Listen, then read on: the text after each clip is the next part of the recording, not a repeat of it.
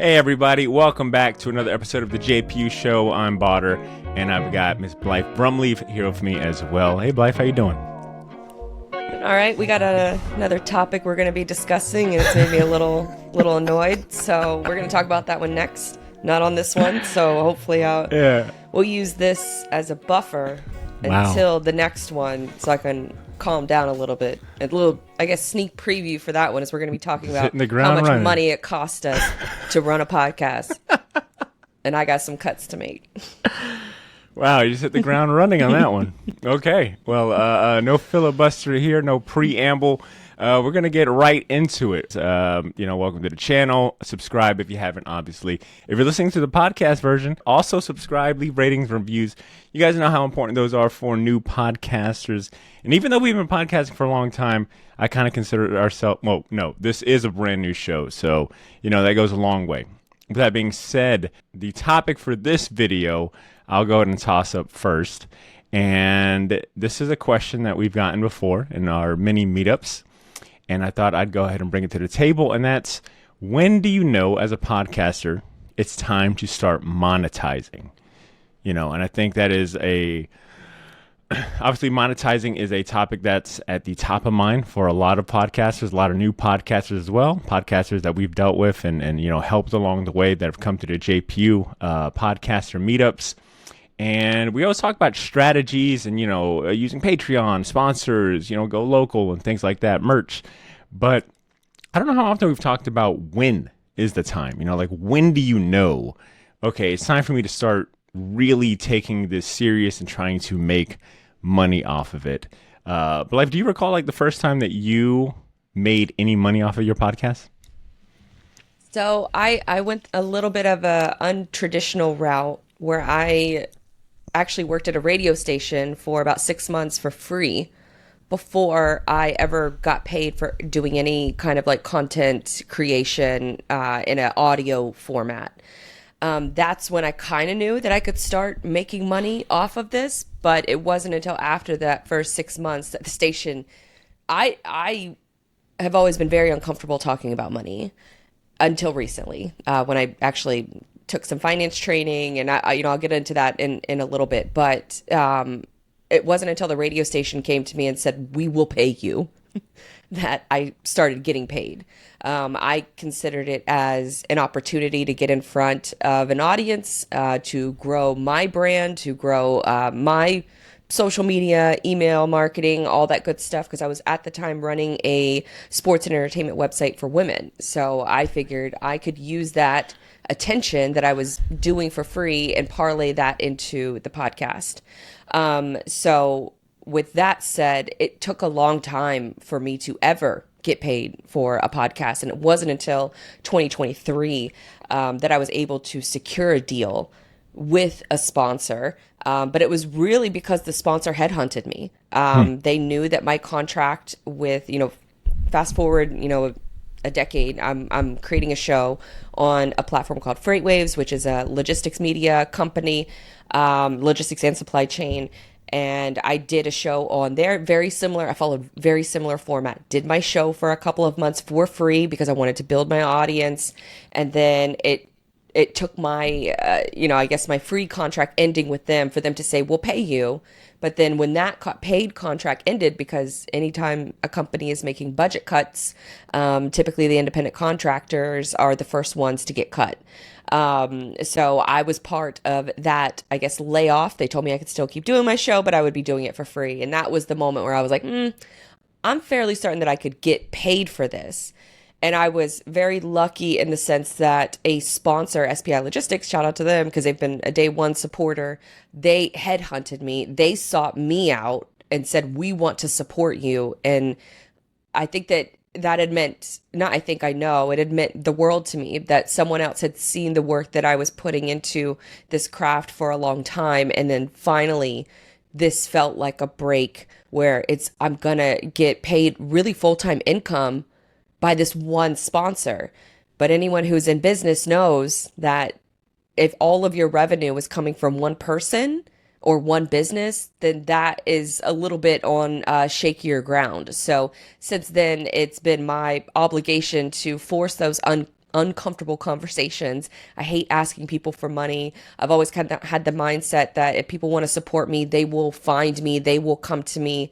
And that's probably the wrong approach. I think that's the creator side in me, where the business side needs to take more of a precedent. So it's a little bit of a balancing act that I really podcasted for more than 10 years.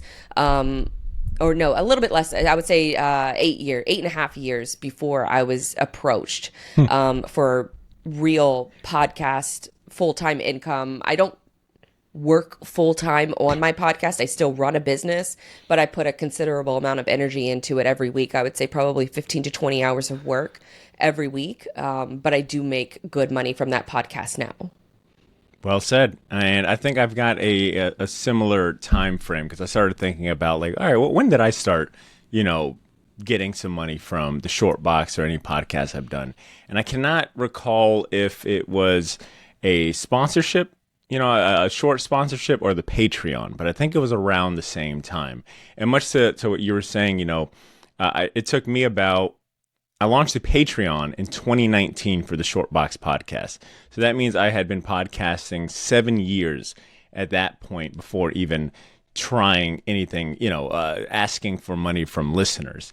And really that came at the request of a good friend and a very loyal listener and supporter of the show, dear friend Nick Wagner, who is a very successful businessman himself here in Jacksonville.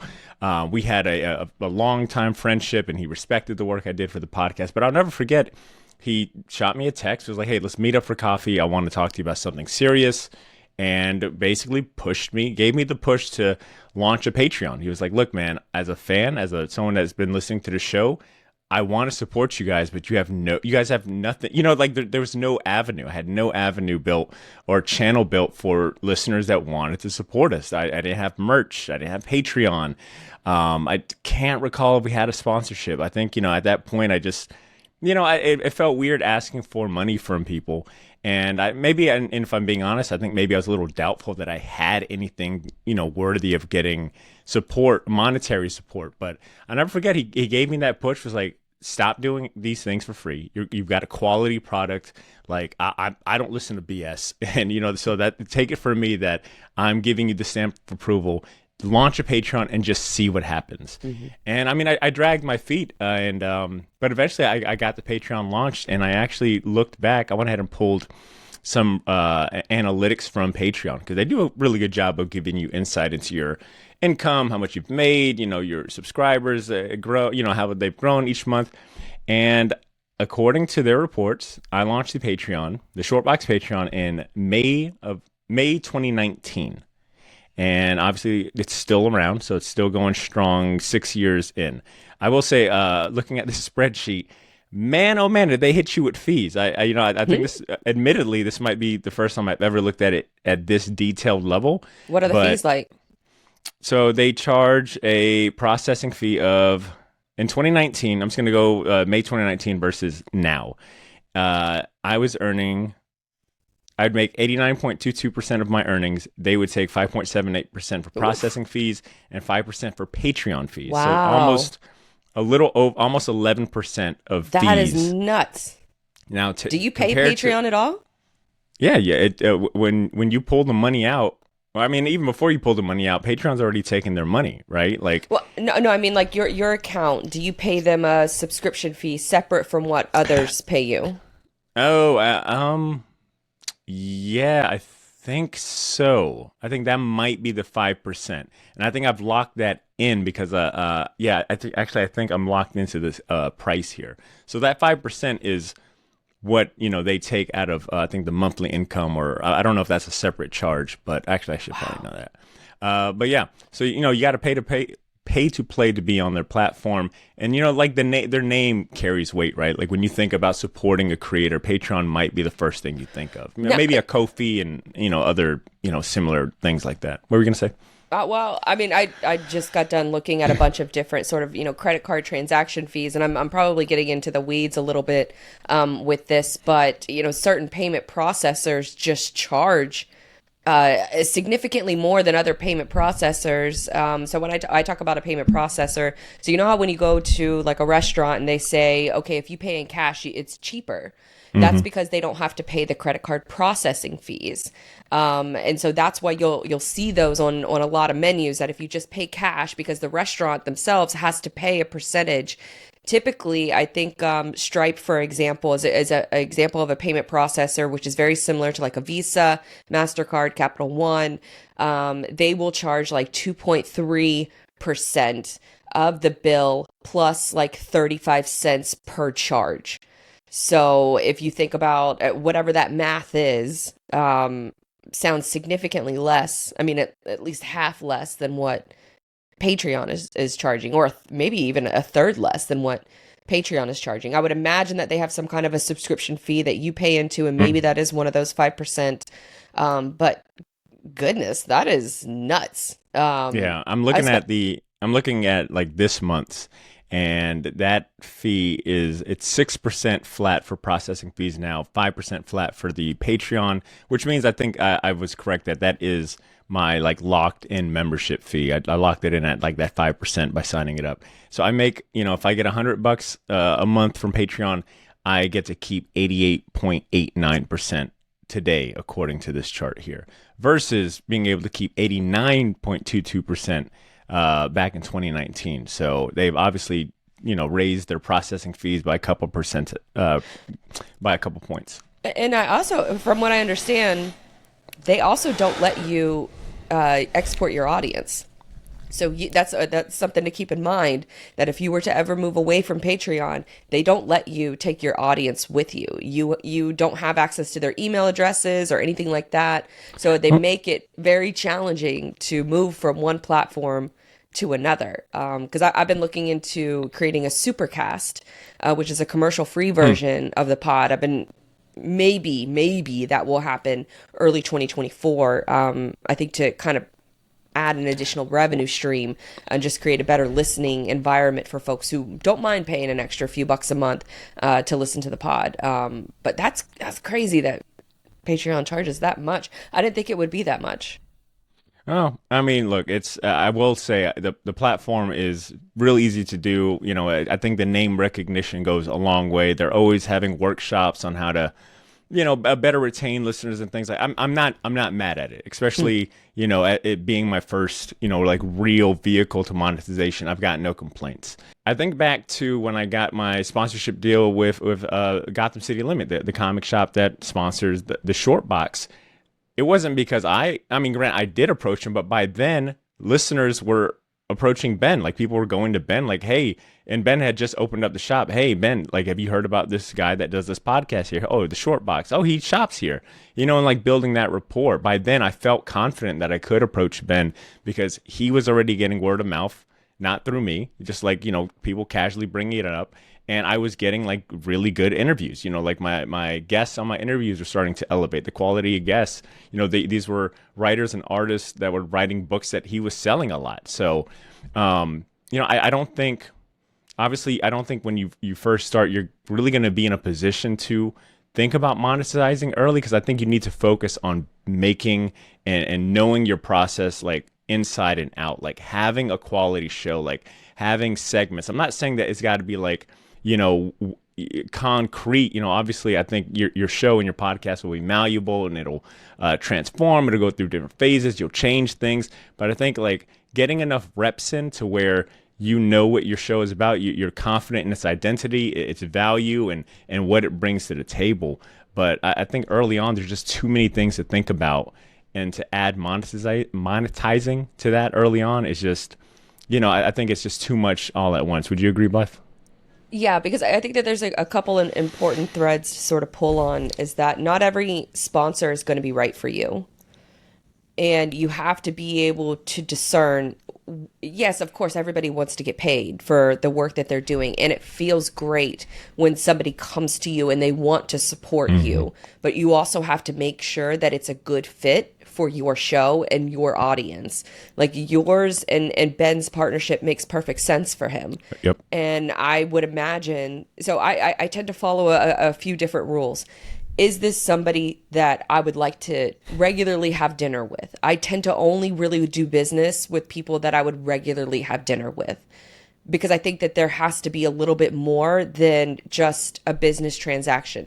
Now, I'm not saying that it has to be more than just, it can just be straight business. And you never have to go, have meetings or dinners. But I just find in my experience that the partnerships that I've had the longest with people are the folks that I genuinely have a lot of respect for. So it makes it easy to be able to go to the dinner and be able to do business with them. So I think that that's important. And I also think it's important to acknowledge that if you are going to start taking ads, that is extra work. You have to think about the scripts. You have to think about how many times you're going to create an ad for them, what that audio flow looks like.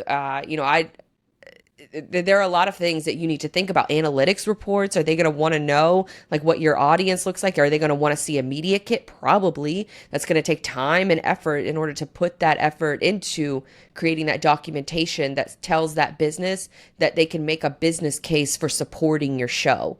Otherwise, if you can't make that business case, then it's a very similar sort of environment as being an independent contractor and being, the first to be cut on a budget. Times are tough. People have to know, businesses have to know that they are supporting something that is going to be a long-term investment for them.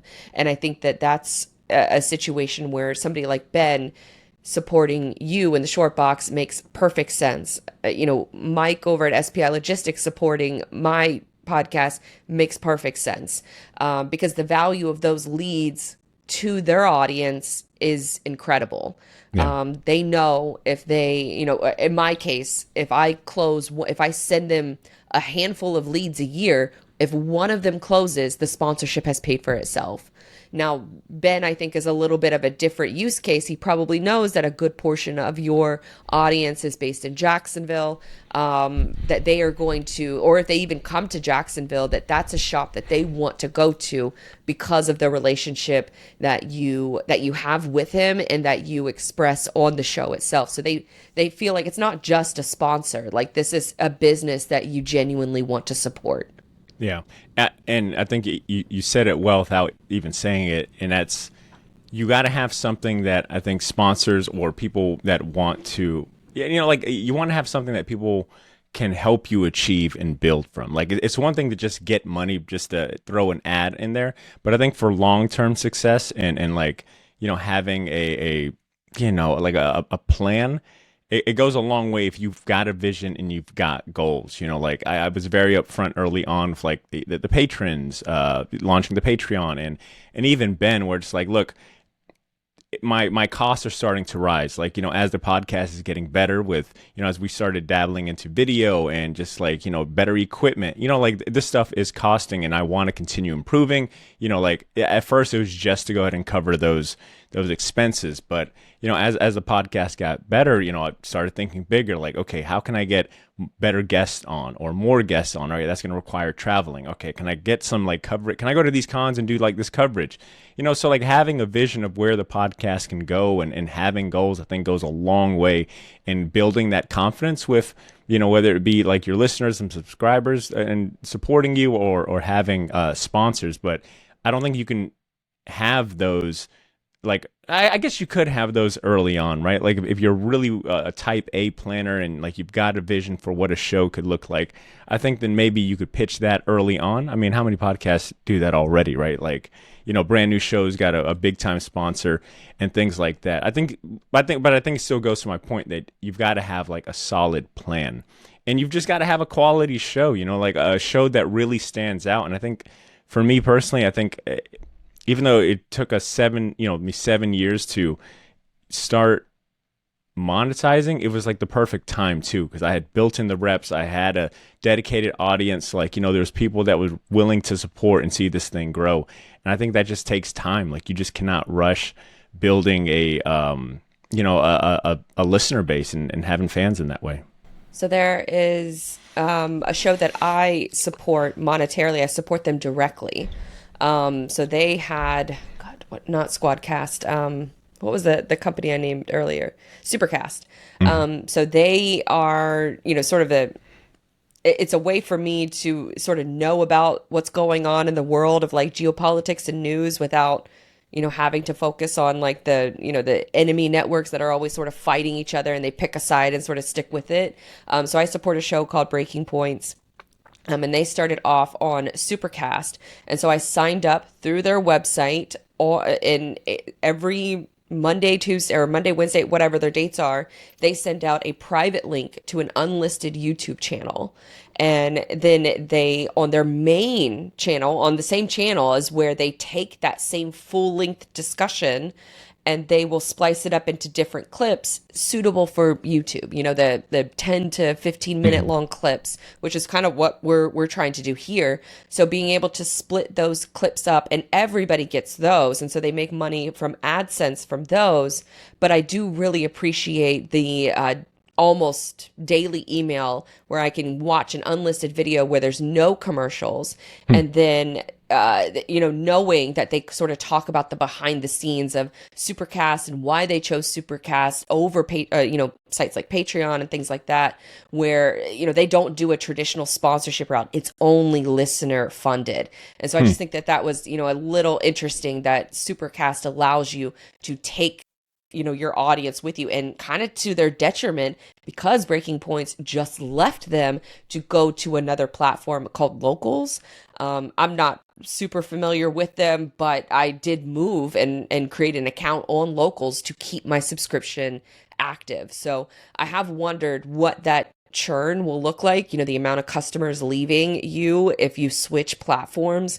Apparently it went really well, and a majority of their audience made the move over from platform to platform. But I think that that's also, something to keep in mind. I don't think you have to worry about any kind of sort of like people kicking you off your platform because of the kind of content you cover. But from their perspective, and the way that they've explained it and sort of behind the scenes, is that for a lot of the stories they cover, YouTube will demonetize them. They'll take their videos down.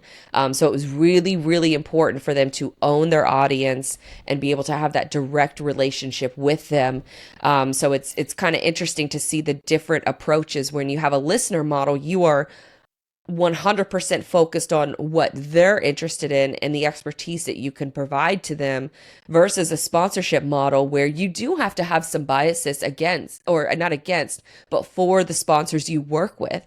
And I think that approaching that from I really want to work with these people. I really want, they're going to support my show, and I genuinely want to support them too. I think that comes out in your content in a good way. I think it's good to know that you are having sponsors on your show that you are a fan of. But I think that that's two different ways to kind of approach it, where either you got to be 100% devoted to your audience when you're in that kind of like news political world, versus like the entertainment side of things, or maybe other industries, marketing or B2B focused kind of content, where you have to be sponsor driven and sponsor supported, because frankly the amount of people that would subscribe to Everything is Logistics Patreon, I think, is very low, which is why I haven't pursued that yet. But I think if you take sponsors, it's important to be a fan of that company in order for it to work out in the long run. Because SBI has been a sponsor of mine since January 2023. I think Ben has been a sponsor of yours for, I don't know how long, years. So it's important to craft those long-term relationships. For sure. And I don't even think Ben knows when we started our sponsorship, but it is probably one of my most valued sponsorships. But in closing, on this topic, when is the right time to start monetizing your show? I want to go ahead and try to encapsulate some of the points that we made. I think we've talked about waiting for quality sponsors or opportunities to monetize. I think, or seek them out. Yeah, or seek, as long as you're a fan of them. Yeah, I think placing importance on the quality of the sponsor, or monetizing, monetary opportunity is really important. You don't want to bog down or water down your brand by taking any and every opportunity to monetize. Some money isn't, the right money. I know that's, Stop taking mattress money. Yeah. All right. What else we've said? I think waiting until you have a viable show that that has, that has value, that has an audience that you've put time into, that you feel confident about, like I said, it took me a couple of years. By 2019, by when I launched the Patreon, I knew it, I had it running like clockwork. I knew the shows were much better than they were when I first started, and I just felt confident in my process. Because once you start introducing sponsors or patrons, and maybe this is definitely a topic for another episode or segment, it complicates the workload. It just makes things a little more difficult. There's a little more weight. There's a little more stressors involved. So waiting until you're ready for that. You don't want to be figuring out your voice and what your show sounds like or is comprised of, and trying to figure out if you're, meeting your sponsors' goals, and if you're, providing quality and extra content to listeners. Like I said, I don't think rushing into making money off your podcast, I think there's just, you want to avoid that. And it'll also avoid burning out quickly. What else we got? So when else is the right time? When else is the right time? Am I missing any other points? I would Would you add Oh yeah, I was just and one just escaped me as I was trying to think of it. I'm sure it'll come back to me in a second.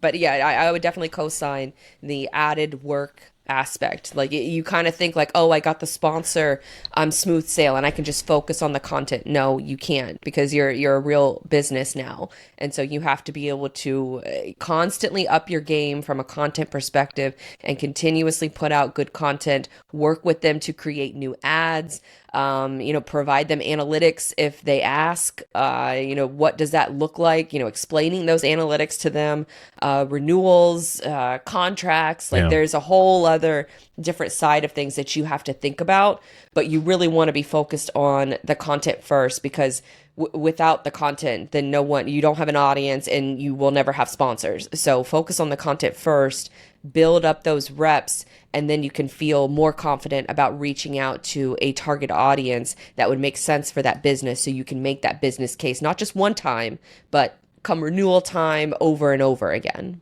Yeah. And I think this will lead to one of our other videos that we're actually about to record here in a second, but I think also waiting until you've got a firm idea of like what it costs you to make your podcast, right? Like that way you've got a number in mind for yourself that like, okay, it costs me this much to run my podcast. That's the baseline. That is like the very minimum that I should be seeking out. Like having an idea of like, okay, I want to do this in the future. I'm gonna need to buy this equipment. Like having numbers in mind. And I don't think you're gonna quite get that until you get like into the groove of the show and figuring out what supplies you need, where you want to take the show, like, programs, things like that. So I think that'll be my third point I mentioned is, getting a good idea of what your operation costs and what you need the money for. So with that being said, I think we've gave some pretty good advice. We're just shooting off the hip. I'm sure this will be a case of like, darn it, that's a good one right there. Should have said that. But I guess let us know in the comments if you've got some additional comments on the thought of when is a good time to start monetizing. If maybe you've monetized yourself, you got a Patreon sponsors. When did that start occurring for you? When did you start going out and seeking, sponsors and money for your podcast? Let us know in the comments. Or if we got an email yet, can we send people to the email? Yeah, you can definitely sign up over on jaxpodcastersunited.com. I would also make a note that we have had another video, maybe we can link that in the description as well, where we talk about what does real ROI mean to you. So maybe sponsorships are not a good use case for you. So if you find yourself in that position, then that could be a good follow-up video to watch after this one, to find out if even sponsorship is right for you. Maybe you only have a podcast because it's a hobby, and that's perfectly fine. Or maybe you get invited to conferences. That's perfectly fine too. Or maybe you're interviewing your target audience, your target customers to gain that market insight. All of those things have a very high ROI, and you could think of it in a monetizing way outside of just traditional getting a check for a show. Well said. Check out our other videos, subscribe if you haven't, and let us know what you think in the comments below. Peace.